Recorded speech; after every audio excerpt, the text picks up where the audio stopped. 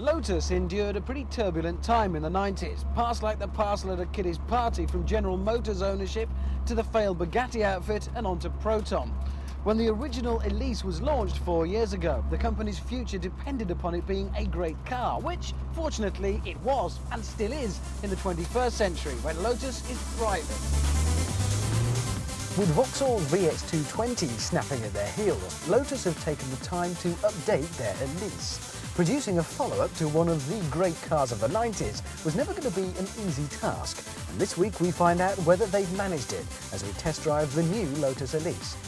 And to brighten up these winter months, just for the fun of it really, we've brought along one of the last evolutions of the previous Elise, the race-born Exige.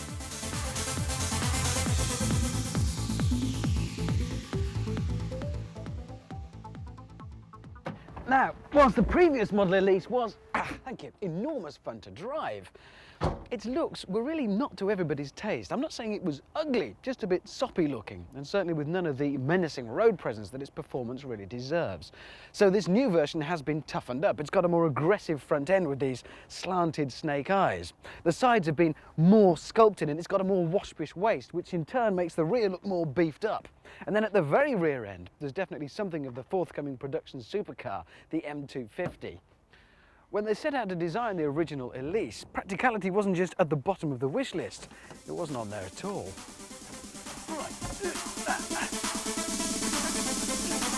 At least that's certainly what you'd be left thinking after you spent half an hour or so wrestling with the canvas roof poppers and Prescott's on the previous Elise. On a dismal day as well, some drivers have claimed to experience anything from a few drips getting through to entire waterfalls.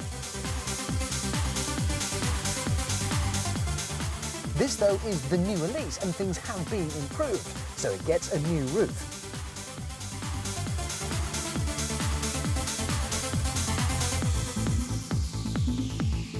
Well, it may have been improved, but it's still not exactly a doddle. Right, now, getting in.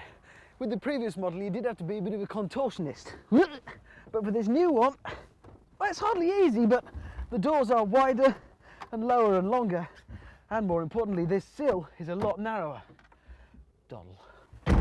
And there's good news for all those hardened sports car fans, namely idiots who insist on driving all year round with the roof off, even in winter, because the seats are now finished in this supposedly easy, quick-drying trim, which means at least it will have had a chance to dry out before you've had a chance to get your wax jacket off and towel down your beard.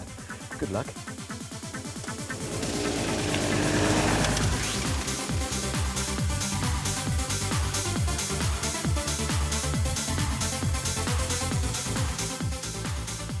Some things thankfully haven't changed, and amongst them is the seat of the pants feel of the Elise. Because it's so light, there's no need for things like power steering to get in the way. Between the communication between you and the tarmac, everything is transferred straight through to your fingers and literally to the seat of your pants. You can feel what's going on in every corner of the car, which is all part of the fun of driving it.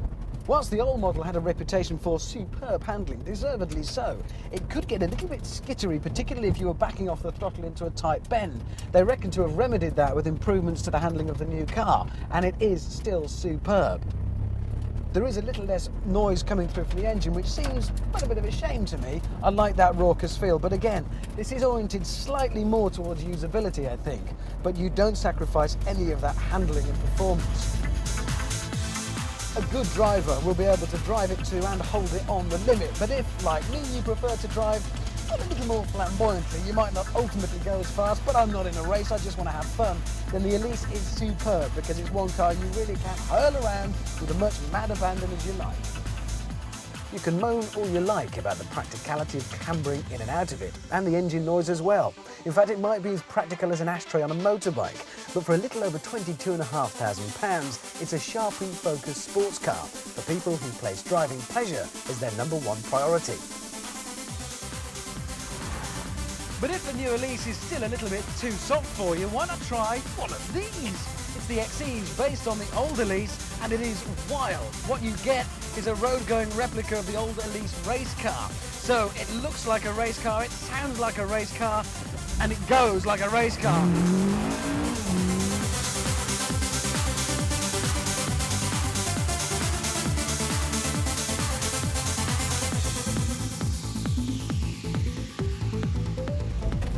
Obviously, the numero uno dominating feature when you're driving the Exige is the engine, mostly because it's in here with you, sitting on your left shoulder like a para. It's loud, raucous and very hot. You physically feel its presence in the heat it gives off.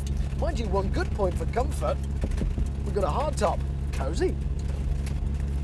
Peer through the Ferrari 360 style Perspex cover over the engine and you'll see the same Rover K-Series 1.8 litre engine used in the Lotus 340R. In this particular trim, it'll develop 177 brake horsepower, dash from 0 to 60 in about 4.7 seconds, thank you very much, and onto a top speed of 136. That should do nicely, sir. The rear wing isn't just to look pretty, which I'm not sure if it even does, but it does give you additional downforce at the back, and there's front skirting to give the same effect. And overall, okay, so the shape is based on the old Elise. This is not a soppy looking car, it's much more purposeful and aggressive looking. This has serious presence on road or track. Unlike the Elise, the back end of which will step out quite quickly if you lift off the throttle on the way into a bend, in the Exige it's set up rather differently. It just grips and grips and grips right up to the limit. Invincible, you might think, but no. In fact, this car really is set up much more like a proper race car for proper grown-up race drivers, not idiots like me. But being a race car obviously does not mean it doesn't handle. It does, right up to the limit. It is fantastic. You just need a bit of space to practice because every now and again you'll get it into such a tangle that even a really talented driver couldn't pull it out. At least that's my excuse. Oops. As a road car, in fact, the £10,000 premium over the standard Elise is hard to justify, but it is ultimately a toy for petrolheads. And if Brands Hatch or Silverstone track days feature in your diary, then this is the car to have.